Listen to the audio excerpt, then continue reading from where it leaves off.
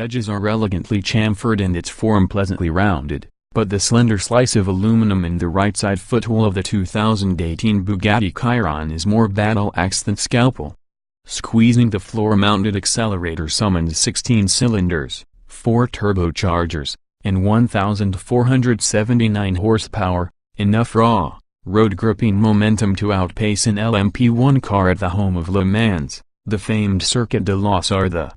But unlike those carbon-clad prototype racers, the Chiron has a sound system that can articulate a love-dubbing bass line at 18 Hz sugared with delicate top notes thanks to its diamond-coated tweeters. Is this the future of speed, both lethal and luxuriant all at once?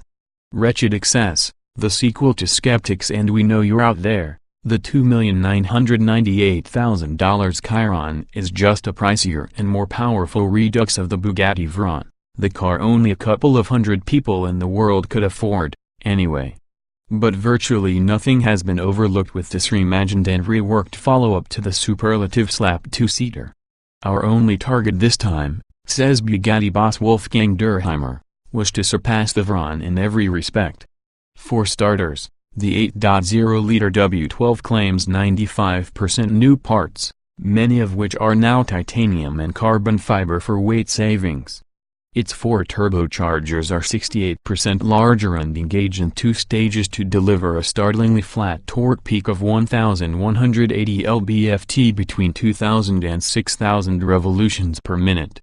Though the new car is 1.6 inch wider, incremental weight savings throughout netted an essentially unchanged curb weight. Bugatti pegs the Chiron's din empty weight at 4,398 pounds compared to the Veyron. Designer Etienne Salome says the only item exempt from trimming down was the so-called Bugatti Macaron, the nose-mounted badge. Finished in baked enamel, the piece weighs 155 grams, 140 of which are composed of 970-grade silver. A new adaptive suspension system uses electronically valved sack stampers to adjust stiffness and ride height, while hydraulic flaps actively divert air across the flat underbody to aid with brake cooling and downforce. Sourced from Dallara, its carbon fiber chassis takes a staggering 1,500 hours to build and is now so rigid it bends only 1 degree under 50,000 Nm of load, a stiffness only matched by those aforementioned LMP1 cars. At rest, the Chiron is undeniably sleeker than the predominantly ovoid Veyron, offering complex curves and a subtle muscularity that contrasts its flatter, flusher predecessor. Swing the door open and slide inside the C-shaped portal, and the cockpit presents itself as a more minimalist, modern space. The center console has slimmed, abandoning its subtle hat tip to Bugatti's signature horseshoe shape.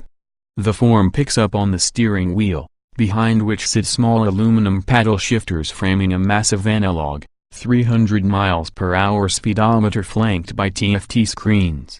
Word has it the gauge was employed to create a sense of wonder so a kid at Pebble Beach 20 years from now could peer through the window and marvel at the top speed.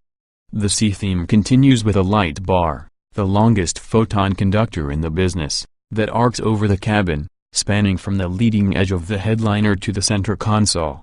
Though the detailing is sparse, making its 4 centrally positioned knurled aluminum dials stand out, the sense of occasion is strong. If the Veyron was Beauty and the Beast, Durheimer says on the night before my drive, the Chiron is more a beast. That's an awfully promising and daunting idea to cloud your nocturnal thoughts. Thanks, Mr. D. The 16-cylinder Sun also rises. Who needs coffee when you're strapped into a $3 million land missile with a driver's seat view of that supernumerary gauge? Even better, the kilometer measuring European spec dial on my tester goes to 500. Nice. Press and hold the blue engine button on the wheel and the W16 comes to life with a hushed whir just before settling into a 650 revolutions per minute idle, 200 spin slower than before. Sound levels are dramatically louder outside of the leather and carbon-lined cabin, more akin to a scream than a whisper. Hold the brake pedal, click the shifter into D, and touch the accelerator, and there's a startling surge forward, especially if it's been a minute since you've driven a car with 4-figure horsepower. Right off the bat, The Chiron transmits more immediacy than the Veyron, feeling noticeably sharper and more responsive thanks to its improved suspension geometry and quicker steering. The disarming sensation of thrust, even when barely touching the throttle, taunts, tempts, and is all but irresistible, especially because it's accompanied by the subtle whir and wheeze of turbochargers and wastigates. Unlike its perennially taut predecessor, the Chiron's adaptive suspension handles rough surfaces like cobblestones remarkably well. The knurled dial on the steering wheel selects lift, which raises the car for curbs, ebb in adaptive mode, autobahn for higher speeds, or handling track-focused modes, which affect damping, ride height, steering, and power distribution. The differences are noticeable at all speeds, but particularly pronounced at triple digits. At higher velocities, the effect of the active flaps, rear spoiler, and lowered ride height not only increases negative wheel camber, it creates a palpable feeling the car is being sucked closer to earth. I'm told the Chiron is easy to drift in handling mode. I promise not to try. Illicit speeds are reached breathtakingly quickly. Type in triggers an escalating torque effect as the first two turbochargers spool. Hold the throttle and the forces snowball. In moments, the Chiron is hustling at 100 miles per hour, coasting along at that speed in 7th gear, a startlingly easy achievement thanks to the quiet cabin, glassy ride, and effortless grunt, drops the engine below 2,000 revolutions per minute. It's a mind-numbingly simple state, gliding past slower, cell phone-wielding traffic intent on immortalizing the inconspicuous 7-figure blur. Drop a gear or two and dip into the throttle, and the surge is downright addictive, a relentless pinto-your-seat aircraft carrier launch of acceleration that simply doesn't quit. Not that it matters especially at these speeds, but the horizontal spoiler and the vertical ridge create crosshairs in the rear view that all but obscure the view from behind. It is unknown whether police lights would be visible through those carbon fiber obfuscations. Despite my greatest efforts, the game never gets old. Gun it, giggle like a schoolboy as I charge ahead at warp speed, then hit the brakes, which fills the rear view with the spoiler cue air brake as the carbon stoppers clamp down and scrub away velocity.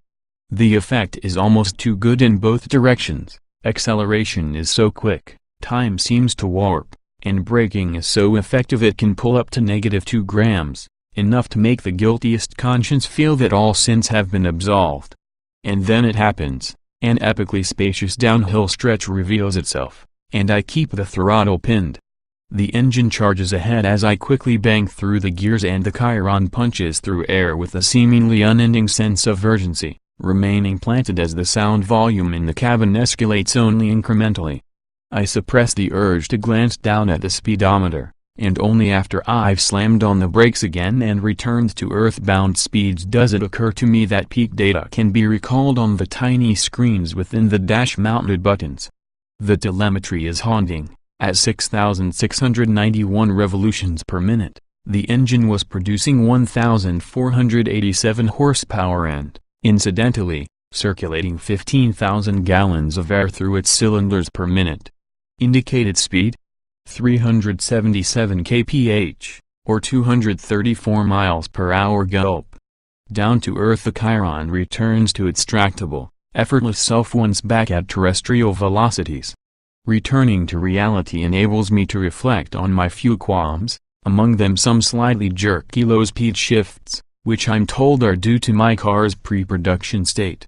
Also pesky are the shallow clicks of the small paddle shifters, which don't engage as satisfyingly as you might hope for in a car such as this. Apart from the quibbles, the Chiron's astounding, count-high-leaping acceleration, neck-snapping stopping power and controlled handling make it feel vastly improved over its antecedent.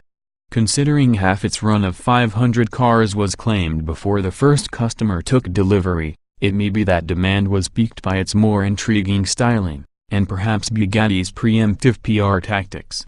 Based on the Chiron's more satisfying driving dynamics, I suspect orders will keep pouring in for the remaining allotment, which currently puts buyers on a 4-year waiting period.